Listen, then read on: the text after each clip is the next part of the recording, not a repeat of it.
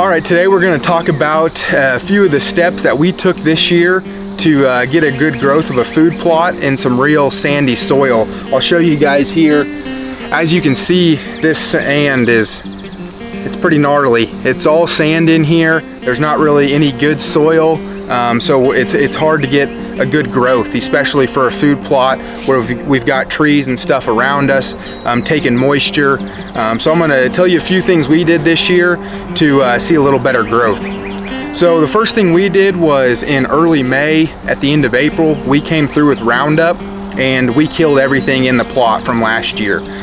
We were hoping that would obviously try to keep some of the nutrients in the ground and maybe even keep a little of that moisture in the ground. So once everything was killed off, then we came through in early June and we came through and planted soybeans.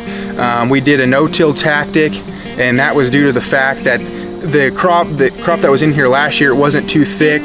We were able to plant right into it, and we wanted to keep some of that moisture in the ground. We didn't want to turn that soil over and expose it to sunlight and lose a lot of our moisture, especially when we're working with this sand.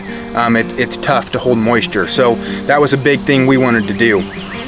So we came through and planted, and these soybeans, they were Roundup ready, so we were actually able to come through about a week or two later after we planted and spray again and try to get any of those weeds that were coming up killed off to allow our soybeans to get all the moisture they could and keep all those nutrients.